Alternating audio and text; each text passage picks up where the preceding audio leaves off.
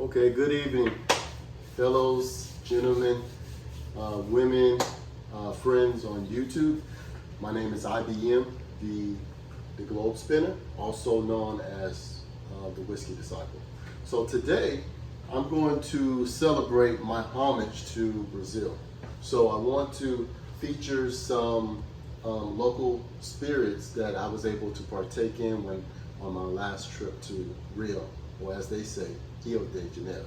So I sampled this on my last visit to Rio. It's called Leblon. This is a cachaça. And what cachaça is basically Brazil's take or version of rum. Is cachaça a rum? Well, technically, no. It may be, and I'm not a bartender, so don't crucify me. It may be under the umbrella of rums, but Brazil basically decided they're going to veer away from rum, which is distilled from molasses, and they're going to distill their byproduct of this distilling cachaça is from it's made from sugarcane juice, and so they barrel it. It could be barreled for 6 months, a year, 2 years, up to 4 years. It just depends on the distillation process and how long they want to keep it in the barrel. One that I didn't find locally in Brazil, but it's very popular in the US, is Novo Fogo. Novo Fogo is a pretty popular brand. You can find it at online retailers, as well as I think Total Wine may carry it as well. And so this particular one is Calabria. There, it's a little bit darker. It's been in the barrel, I don't know how many years, but it's been in the barrel a lot longer. They make a silver. Then you have one that is another expression of Novo Fogo here.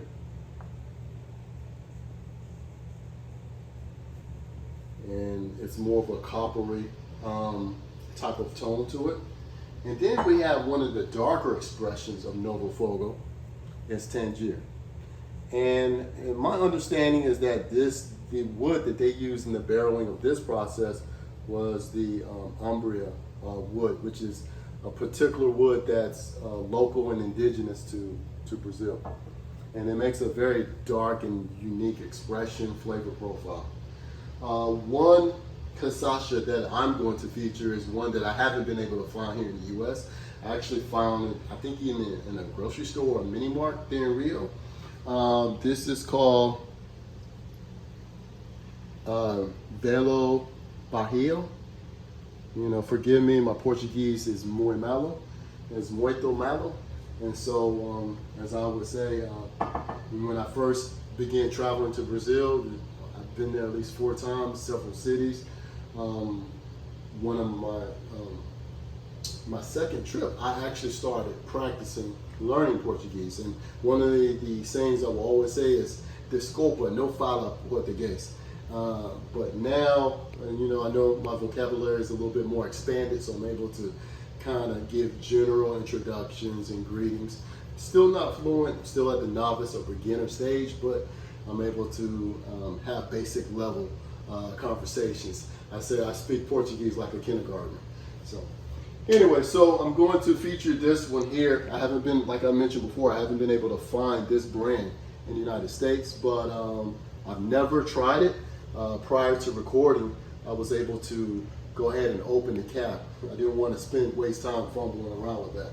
So what I'm going to do is I have some of the ingredients here to make the classic caipirinha. And so, which is a popular drink. I think it's the national drink of Brazil. So I have my limes. I have simple syrup. You can use that. You can find that at the store, or just regular cane sugar here. I have something to muddle it in the glass, ice in the freezer. And so I'm going to start with this particular one. I'm going to pour out at least 1 ounce here, as you can see.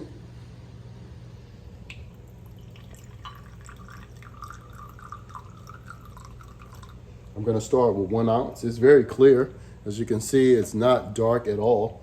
One of the popular brands of cachaça that I noticed that a lot of the bartenders was the cachaça was 51. If you go to a lot of the bars or restaurants or little bars on the beach in Rio, you'll see the Spirit 51 on bottles, and that's a popular brand. So I'm gonna go ahead and put a little lime in here. Again, if you don't like using granular sugar, you don't have to. You can use just regular simple syrup. And sometimes you can use a combination of both if you want to as well. I'm gonna put a spoonful of that in here. And I may need to add more to taste. So I'll put this to the side. And you simply just go ahead and muddle it there. So as you marinate and muddle the lime and the sugar together, you're gonna muddle it.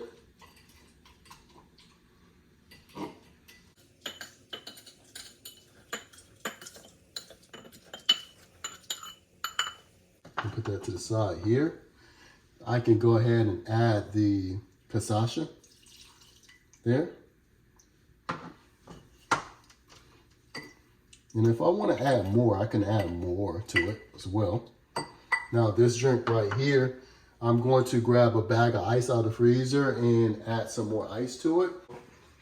Normally they add a little bit more to it, but I'm going to try my first caipirinha here in the United States. Now I've experimented a little bit in Rio, right? One of the hosts at one of the Airbnbs I stayed was an older lady, and this was on my third visit. She had a couple of different expressions of cachaça from different companies I've never seen before in America.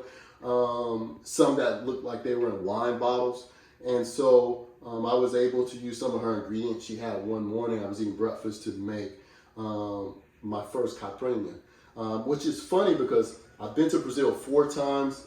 My first time going to Brazil back in 2021, right after the pandemic, I didn't drink anything, no alcohol, anything while I was there. I was the typical tourist, doing a lot of tourist type of things. And then my second time, I still didn't have, I don't think it was to my third visit that I actually started experimenting and trying the national drink. And then I went again this past summer, which was this past June.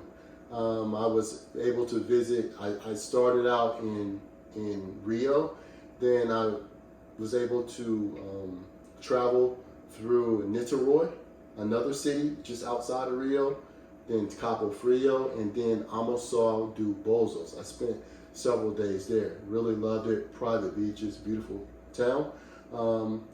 The previous summer, back in June, a year ago, I was spent almost a month, and I went to San Luis, then to Salvador Bahia, beautiful Afro-Brazilian culture there, music and history, and then I went back to Rio. How does this turn out? That's actually pretty good. So again, this is something I definitely recommend, whether you're at local restaurants or bars here in the United States, or you're somewhere in Europe, or if you happen to be traveling and visiting Brazil. You can find people making these drinks on the beach. You can go to local restaurants there, and you can experience it. And so again, the classic caipirinha, also there's different expressions of this as well. Like sometimes people will mix in passion fruit juice or different pineapple juice. I've not tried that before, but again, I just wanted to take this time to kind of, introduce myself as IBN the Globe Spinner, and introduce my love of Brazil by introducing different expressions of cachaça here in the U.S. Some of these you can find in the U.S. This one I have not been able to find, but if you can find it, if you can put that into the comment section, again, let us know if you're able to find it. If not, again, you may have to bring a bottle back from your visit to Brazil. Well, thank you for joining me tonight. Again, you guys can can like and subscribe my video if possible. Please support the channel. Again, I'm pretty new at this, but I want to have fun with this, guys, and I want to bring different content. Sometimes travel, sometimes different expressions like whiskey, rum, cachaça, tequila, mezcal, wine, maybe even cognac. Also, share with you my love of traveling to different countries: Colombia, Brazil, Europe, Croatia, Iceland, places I've visited in the past, as well as places around the U.S. So thank you for joining me, and just tune in.